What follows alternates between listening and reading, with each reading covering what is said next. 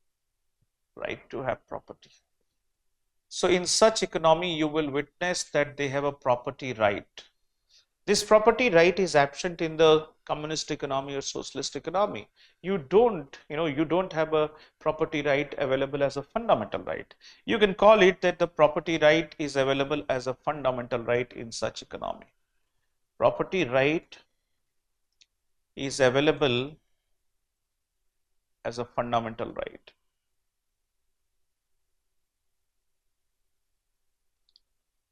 Fundamental right in such economy. There is a difference. Similarly, if you have right to property, then the right to of freedom of enterprise is also available in such economy. Freedom of enterprise. Freedom of enterprises. Freedom of enterprises means setting up of the enterprises. You have freedom to set up the enterprises.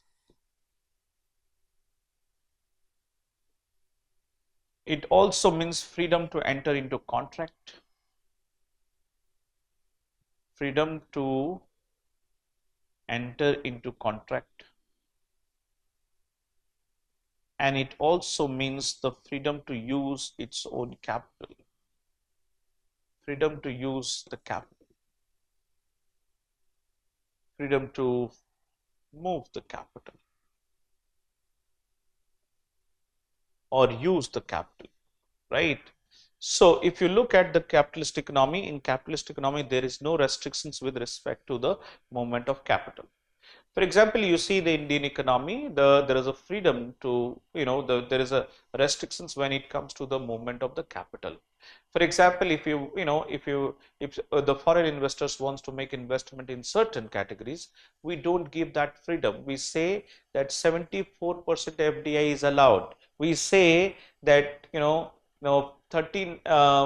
FDI is allowed and 49% FDI is allowed, right? Similarly, if we want to raise money in other market, it's not possible. The restriction with respect to the movement of capital is still in India. So under the liberalized remittances scheme, one can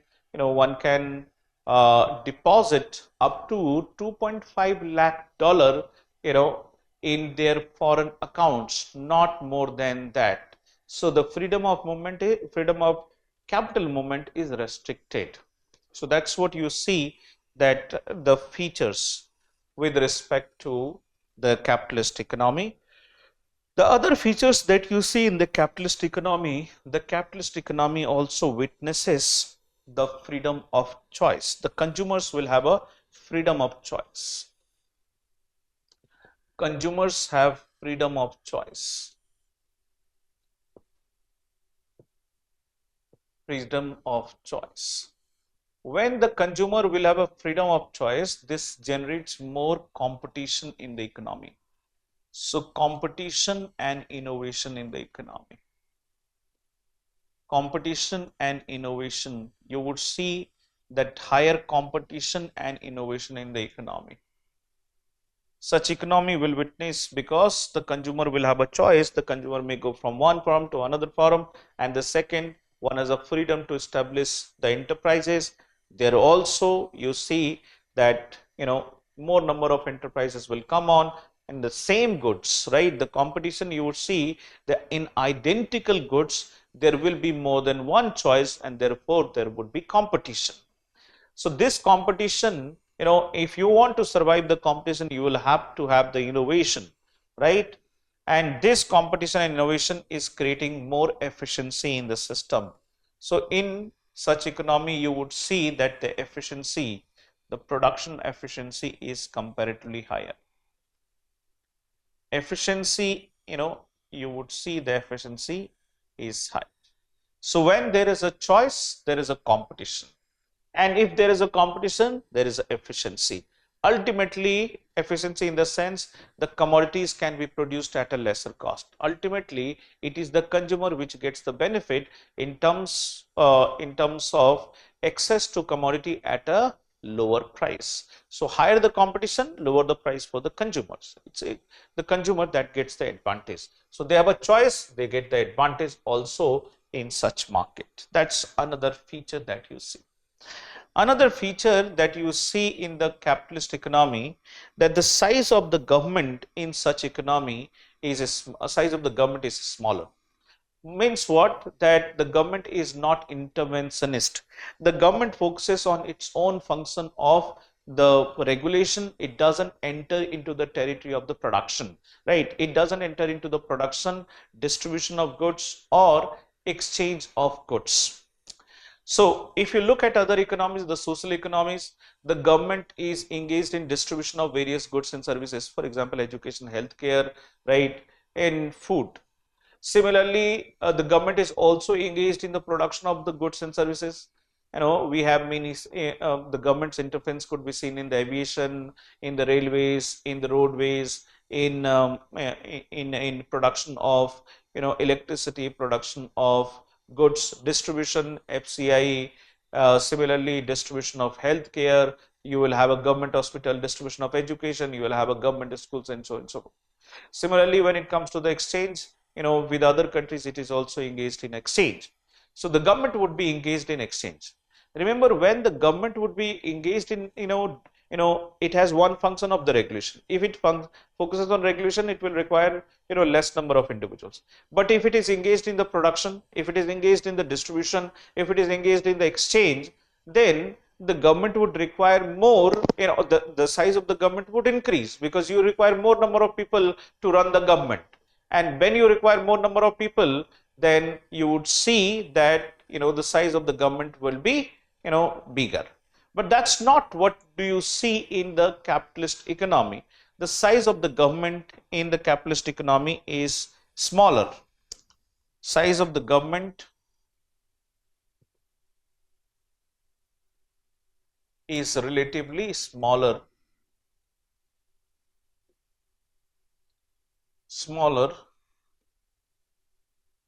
in such economy.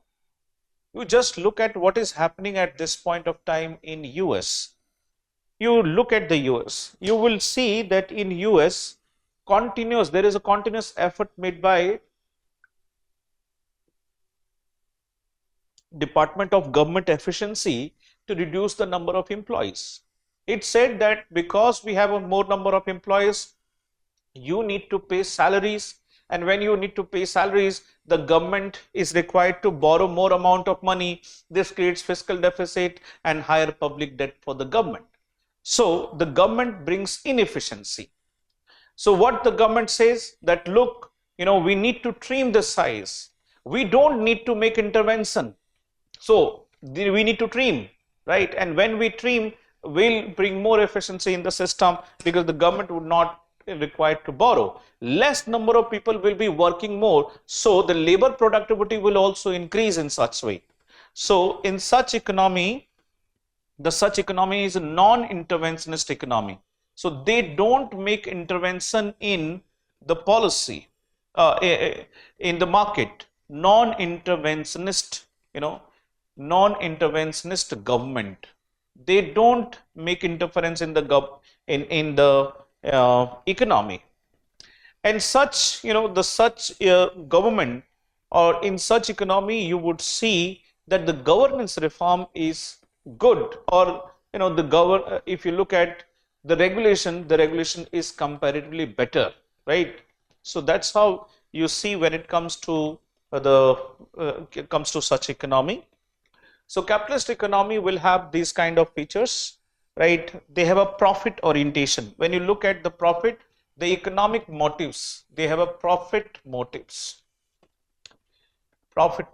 They are, profit oriented. So they have a profit motives. So these are some of the positive aspects of the capitalist economy that you see. But at the same time, the capitalist economy will have certain negative features also, right? The criticism of the capitalist economy. See, the capitalist economy promotes concentration of wealth, when it promotes the concentration of wealth, because it concentration of wealth in what terms, that it focuses on, it focuses on the profit, right? it wants to, the management wants to maximize the profit, and once it wants to maximize the profit, right, it wants to maximize the profit, more of the resources are, are concentrated in the hands of the few, so that concentration of wealth increases. This concentration of wealth causes the inequality in such system. So the another important, another important problem that you see, that there is inequality, right? Inequality. So inequality is very rapid in such economy. Such economy has profit orientation, right? So when they want to maximize the profit, management wants to maximize the profit, then the labor's interests are not well served. So what happens as a result of this? You would see such, such economy will face the, the problems of, such economy may face the labor conflict. The labor conflict is very high in such economics or such economy. The cases of labor conflict often occurs in such economy. So the problem that you see, that, the labor conflict, so they are, they will have a labor conflict. The conflict between the labor and management, increases in such economy. Apart from that, you can also see that such economy, in such, the capitalist economy, uh, you know, uh, the capitalist economy, the crony capitalism, right? The crony capitalism, resources are controlled by few capitalists. That is also, that you can see in such economy, the rise of capitalism, crony capitalism. On the other hand, there is also the challenge, in such economy, you would also witness that there is no central command, absence of central command. Absence of central command,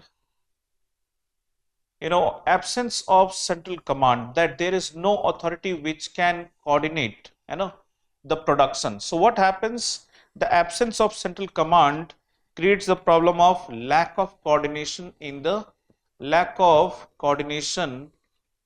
production.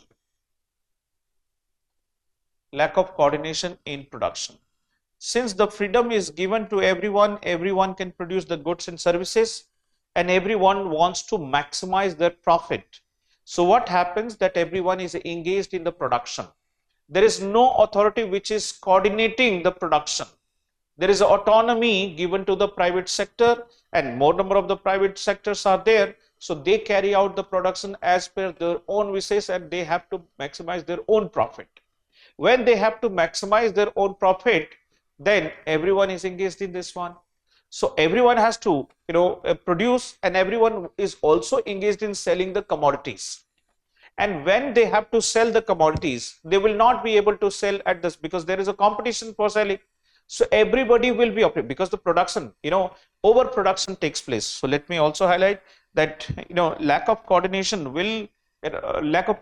in the production would focus or would create the problem of overproduction. Now, when you have produced a lot of goods and services, right, and you want to sell, how would you sell? That you would start offering, some kind of rebates. So these rebates, for example, if I have produced more shirts, but I have to sell these shirts, because if the inventory is high, I will be in the loss. So I have to sell these. And if I have to sell, then what will I do? I will deploy the market strategy. One strategy, significant strategy, is that I will provide you rebate. If you purchase one shirt, you will have to pay 1,000. If you purchase two shirts, I will give you 25% rebate. So at a 1750, you will get it. If you purchase 3 shirts, I will give you, let's say, 50% rebate. So in that case, at a lesser price, you are able to get more. So that's how it happens. So basically, when now what happens with the consumer? The consumer will go to the market. It sees that if it purchases more, per unit of shirt will have a lesser amount. So it can purchase, the other shirts at a lesser price. So he purchases more than the required. Sometimes you see that people may purchase 5, but their use for the individual is merely 2. So this leads to the rise of consumerism, right? This leads to the rise of consumerism. Yes, this consumerism will be successful to an extent that, the to the extent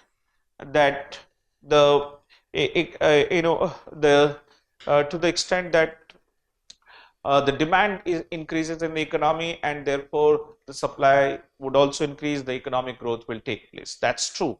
But what happens that if the consumerism rises, the demand for the commodities, right, the competition for the commodities increases. It may not affect the rich people, but it severely affects the poor people. Rising consumerism will cause rise in the prices of the basic commodities. And once the price of the commodity increases, then this will create the problem for it's the poor which may suffer more. So when you look at the design of the capitalist economy, the design of the capitalist economy is such that it focuses it focuses on the centralization of the resources, or the concentration of the wealth in the hands of few. So you see that the cycle is like this one. Now these are some of the features of the capitalist economy. In the socialist economy, when you look at the socialist economy, will have the answer, it will answer the questions differently. The central problems of economics is addressed differently in the socialist economy. In the socialist economy, what to produce and how much to produce, it is determined by the price. But who is determining the price in the market? It is the government which is determining the price of the commodity in the market. For example, in India, when it comes to the production of the wheat, right, or the price of the wheat is decided or determined by the government through MSP, right? So the same thing in the socialist, this is the socialist feature that we have borrowed from other countries. Now when you look at the socialist economy, the socialist economy will have that particular feature. Okay? Socialist economy will have that feature. So when you look at the socialist economy, the production, the production is determined by the government.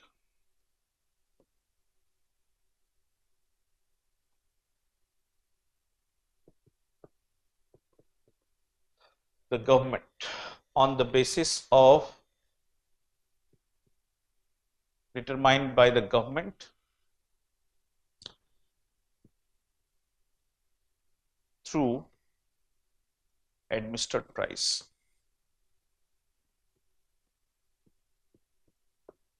Or the production is controlled by the government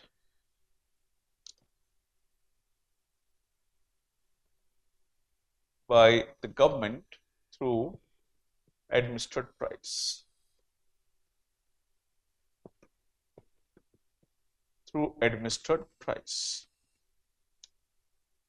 The second, when you look at the other feature, that which technology would be employed in such economy. So such economy would focus on employing certain technology. For example, because they have they focus on what? They focus on labor welfare. They focus on the welfare of the public. So necessarily, the employment generation is their objective, and employment generation is the objective. They prioritize uh, or it prioritize, I'll write just a statement, prioritize labor intensive mode of production.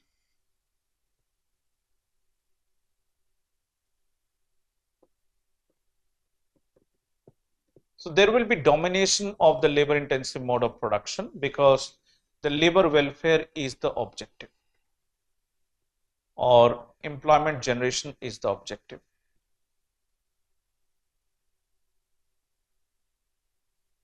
So when you look at the other, it is the profit motive which used to determine. Here, the profit is not the motive, the labor welfare is the motive. So the employment generation. The third, when you look at in such economies, in socialist economy, you would witness that the distribution of the goods and services is not done on the basis of need of one individual. Distribution of goods and services is done on the basis of general need of the population. General need of the population. Such economy does not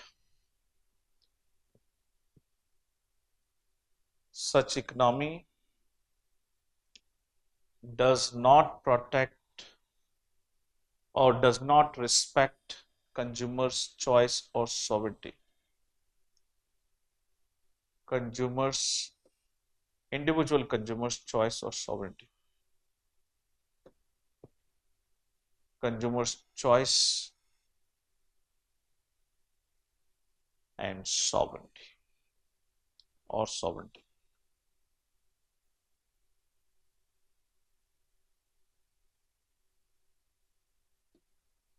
So that is, the choice is not respected in such economy.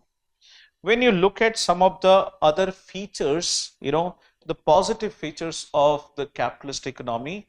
So when you look at some of the, positive features and some of the negative features.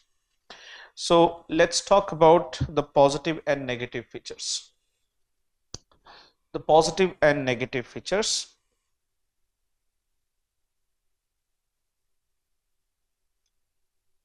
So when you look at the features,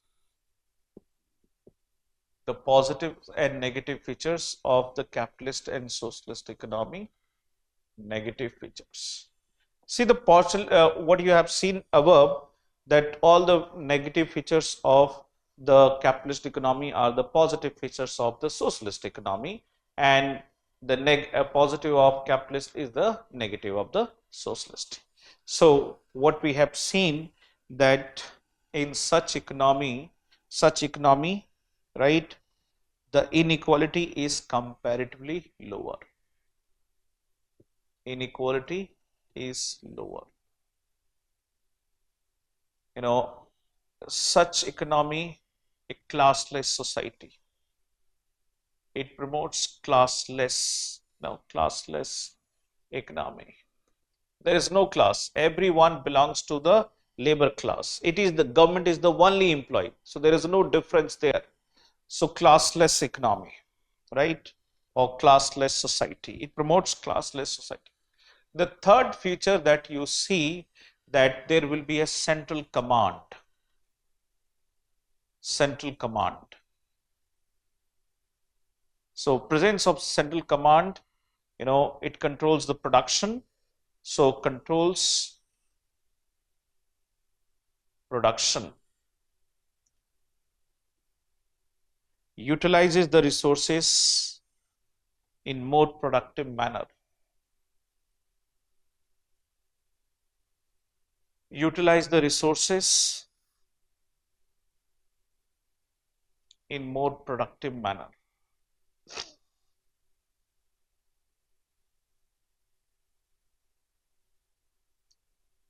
So the consumer, you don't see the consumerism increases in such economy. It will be given, wherever it is required.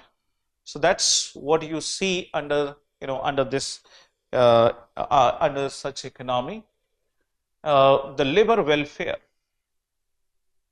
labor welfare is protected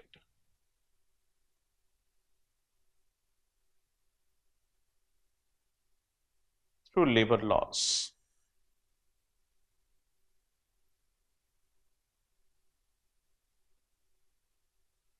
Economic motive is the welfare. In such economies, economic welfare is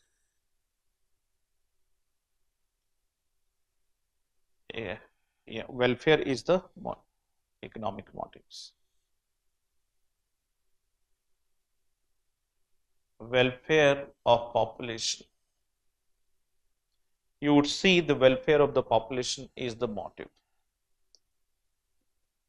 And that's the reason you see that the welfare of the public is more in such case. So that's what the features of the socialist economy that you see. But then if you look at the socialist economy, will have a multiple challenges as well. The one is the right to property is absent. Right to property is absent as fundamental right.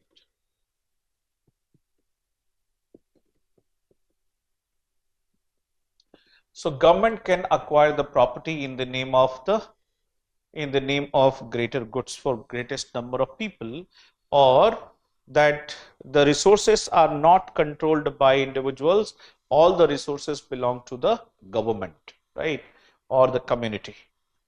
Second, the right to enterprises, freedom of enterprise is not available. Freedom of enterprise, freedom of enterprise is not available.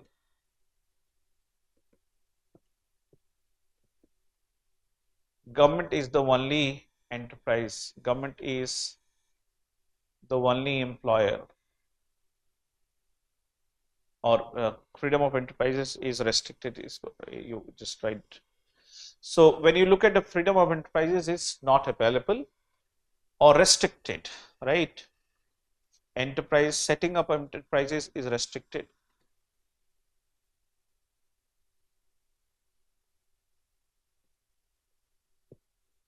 Is restricted through various policies. So for example, you see through policies like reserve in India before 1991, the freedom to set up enterprises were restricted, right? This freedom of enterprises were restricted through the this through the various policies, such as uh, that that that uh, uh, you know if you took in the policies that were brought in 1956, right?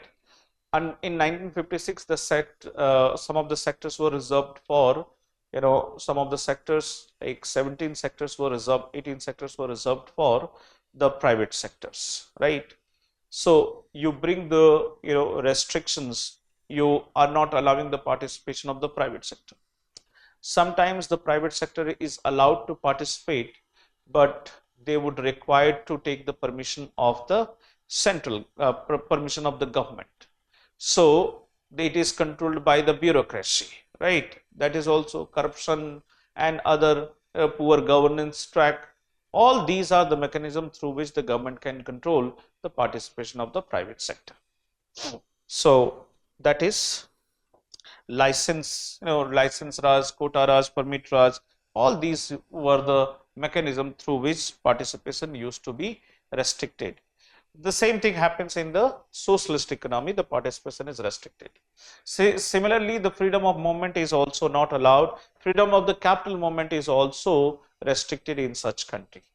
The third important, problem that you see in such economy, that if the freedom of enterprise is not there, you would not see the competition in the economy. So let's say the freedom of choice is not available in such economy.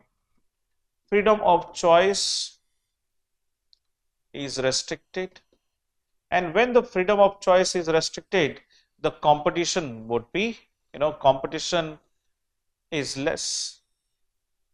There would be no competition, or you see the monopoly, more number of, the monopolistic nature that you would see in such economy.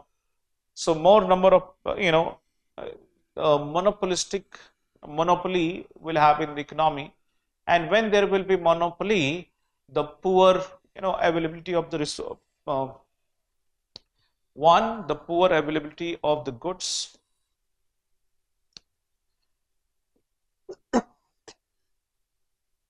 Poor availability of goods. Inefficiency, the production inefficiency in the economy. Production inefficiency in the economy.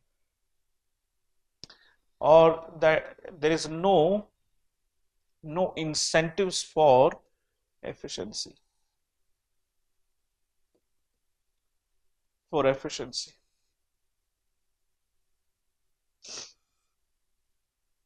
No incentives for efficiency.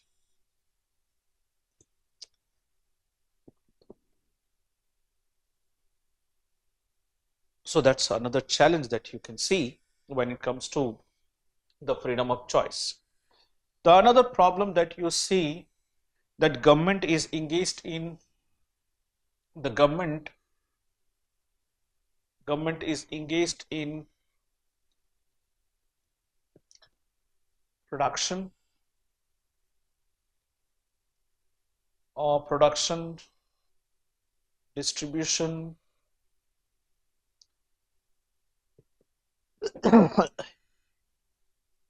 and exchange of goods,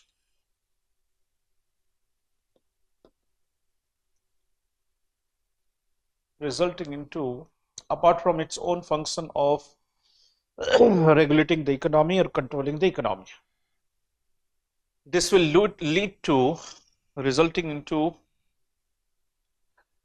there is the government is engaged in the production, distribution, and exchange of goods, resulting into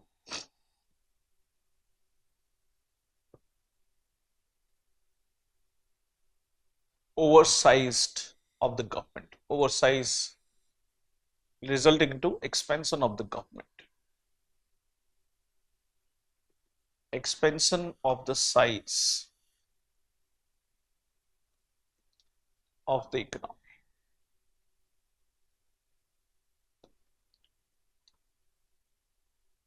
Once there is expansion of the size of the economy, that creates multiple challenges, that you need to hire, right? You need to carry out welfare. The welfare expenditure is high. Welfare expenditure is high. Salary and pension burden increases. And when their salary and pension burden is very high, this creates a revenue deficit. We'll talk about the deficit for the government for the time being, that you understand revenue deficit, or you can call it the fiscal deficit. So one of the major problem of the fiscal deficit is this one. That's the reason, yeah, you see that the more number of people are being fired in the US, that it is trying to trim the size of the government. The size of the government is large in such economy, and that's where you see in the socialist economy, the governance is poor, because they focus on the products and they focus on other things. So when you focus on everything, right, then you will end up doing something inefficient. That's what happens. You need to focus on your own function, the main function that you have. So if you focus on doing everything, this may cause inefficiency in the system. So that's the problem that we see under this. Size of the government is very large. And if you look at the other problem, I think these are some of the challenges that you see. Now let's talk about, the mixed economy. So mixed economy. India is an example of the mixed economy. So when you look at the mixed economy, in mixed economy, you would see that how to produce, right? What to produce. So, when you look at it has, the features of both the country, of both the economies, features of both the economies.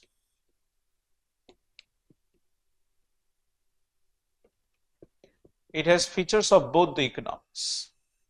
So here the price mechanism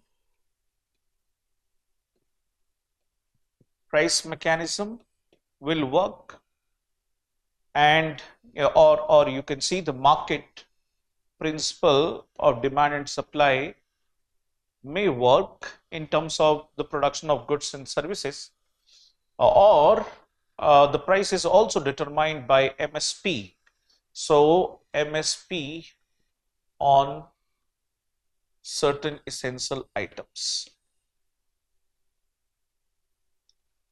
So the production of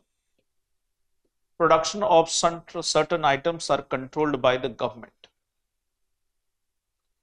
Production of essential items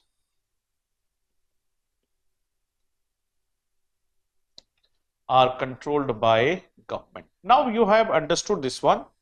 So now you can understand this one. So what I'll do, I'll just write both the mechanism only, right? So for example, in such economy, the economies would focus on the welfare of the public is the objective.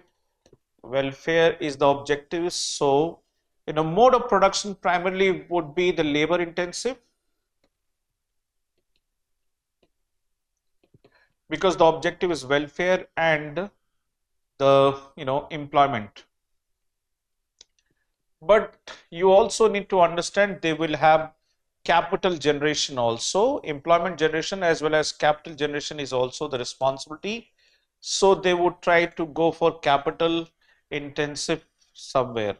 So in a sense, you would see the mix of both labor intensive and the capital intensive. Similarly, when you look at the distribution of essential goods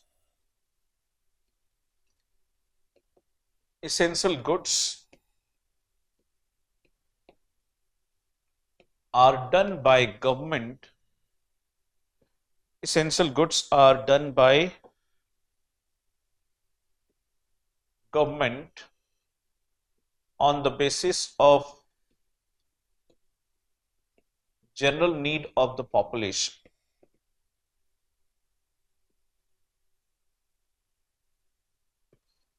But you know but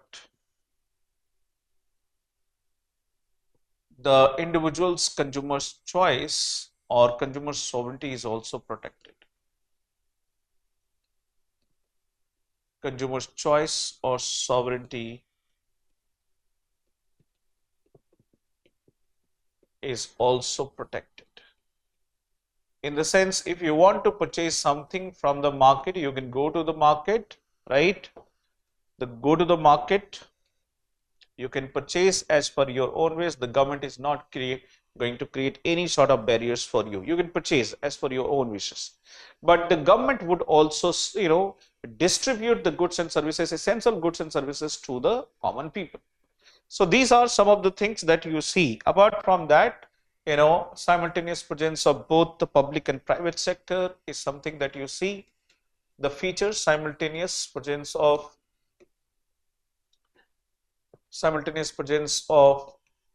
public and private sector, public and private sector,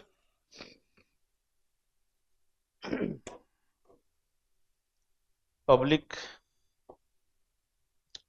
and private sector.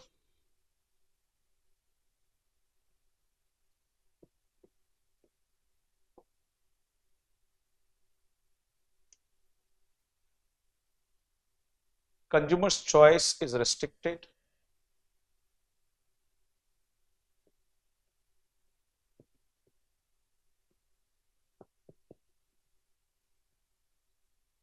Similarly, the right to enterprise, right to enterprise, right to enterprise is, right to enterprise is comparatively restricted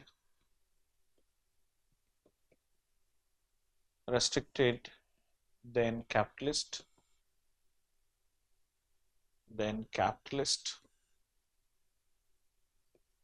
When you look at other features, inequality is comparatively lower than inequality, labor conflict, inequality and labor conflict are comparatively lower than the capitalist.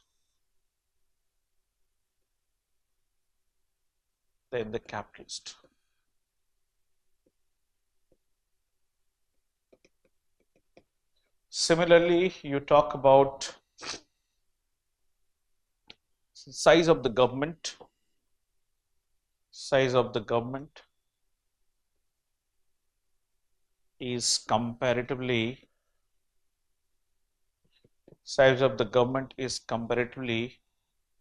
bigger than the capitalist.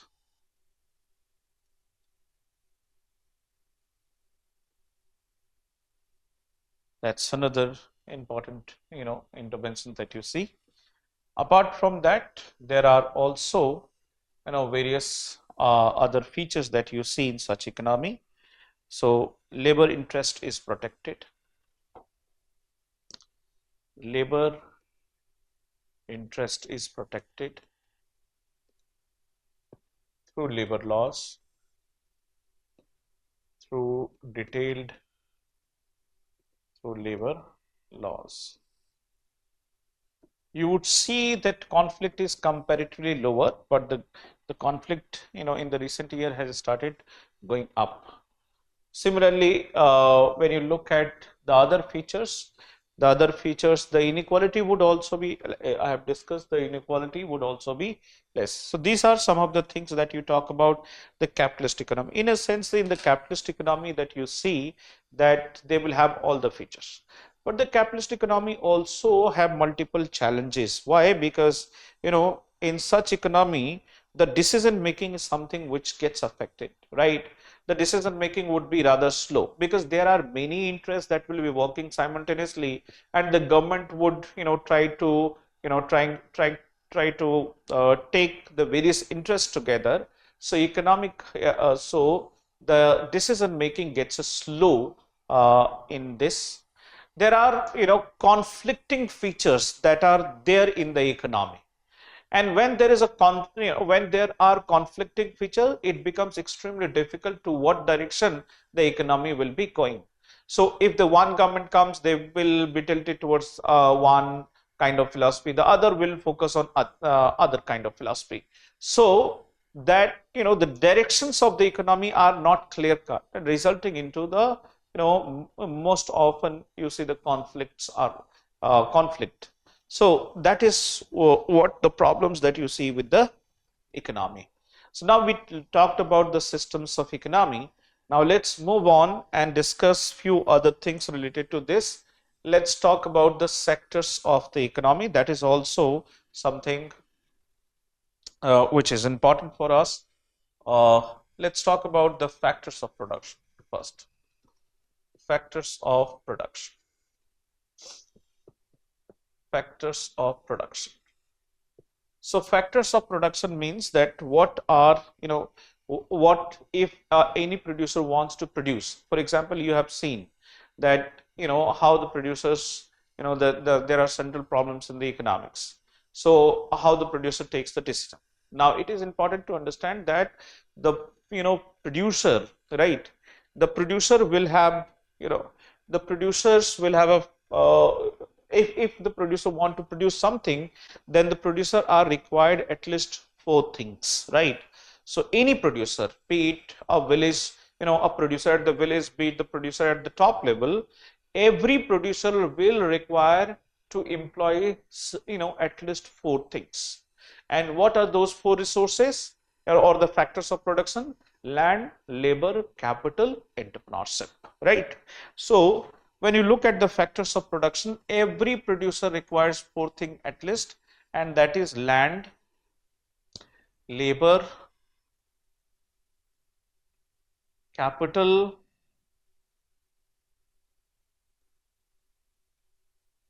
and entrepreneurship. These are the four things that are required. Entrepreneurships. See, when I say the land, land means all the resources which are naturally available to the human kind, human being. Resources which are naturally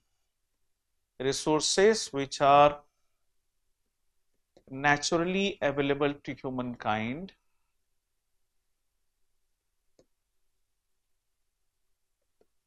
naturally available to human being as a free gift beneath the surface,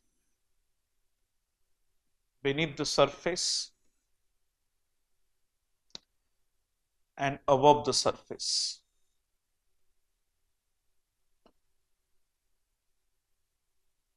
Comes under the definition of the land. Remember, here I am saying all the resources which are naturally available.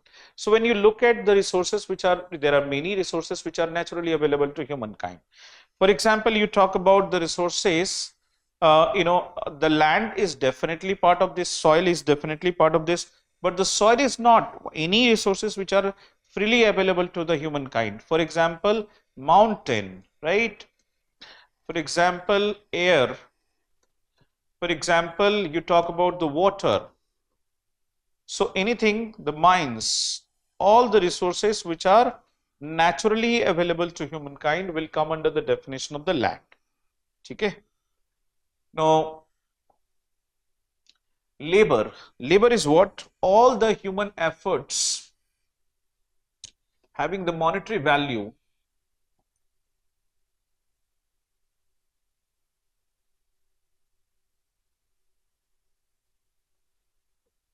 all the you know all the human efforts, all the human efforts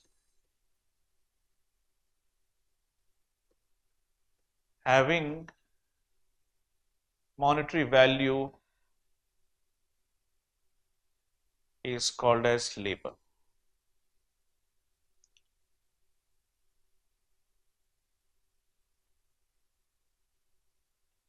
So here you need to understand that labor doesn't mean the work.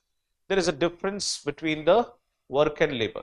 All the work may not be, all the work may not be the labor, but all the labor may be the example of work, right? That is what you need to understand here, that all the labor, all the work may not be labor.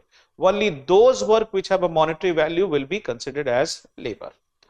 So the third is the capital. Capital means what? The capital means,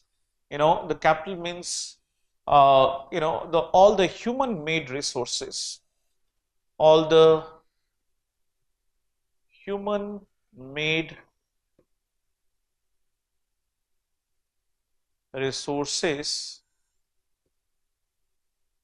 which are the assets of the individuals,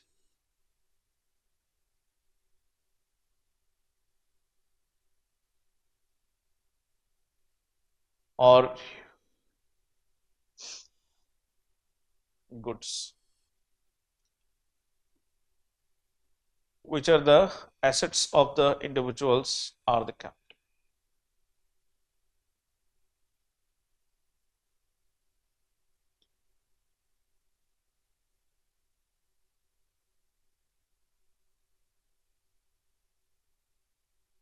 These goods may help in producing other goods. These goods may help in, or these goods help in producing other goods. producing other goods. For example, machine, technology, road, infrastructure. They are used in the production process, right? So they are helpful to produce other goods and services. The entrepreneurship means what? The entrepreneurship means, entrepreneur, who are the entrepreneur? The act of entrepreneurs, entrepreneur, when we talk about the enter or managing the other three factors of production is known as entrepreneurship. Managing the other three factors of production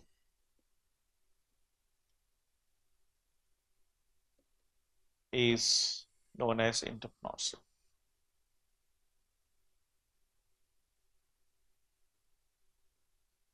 An entrepreneur is engaged in, it means an entrepreneur is engaged in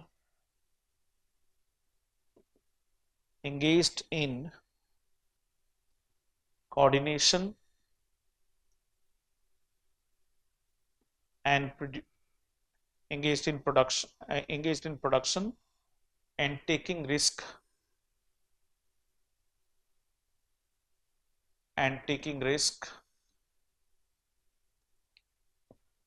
to produce something in an uncertain environment.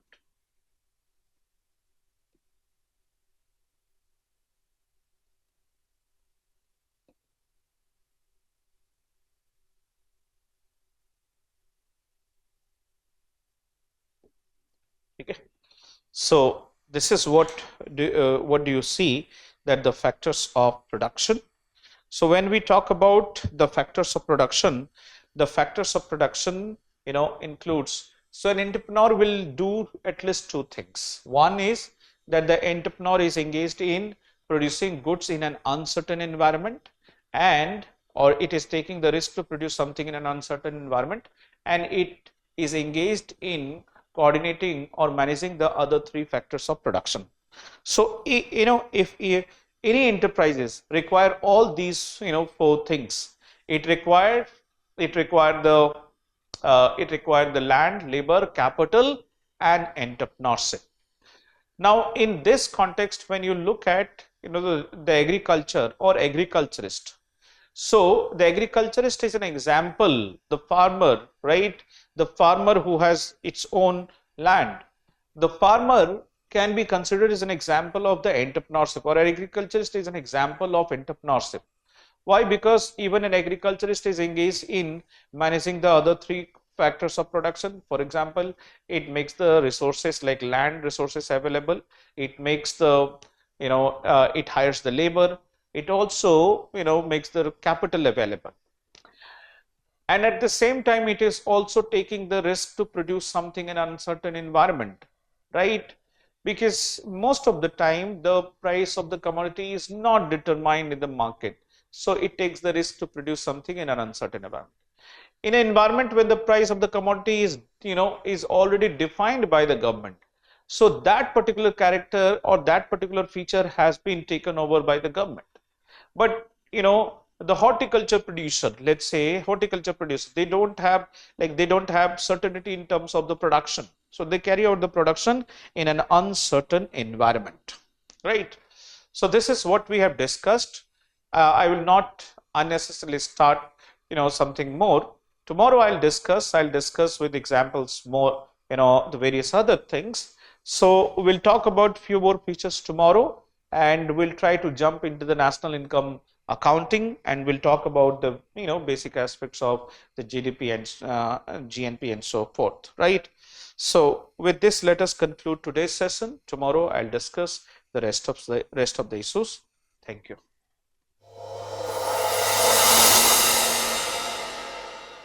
For more informative content, like, share and subscribe, and do not forget to press the bell icon to get the notifications.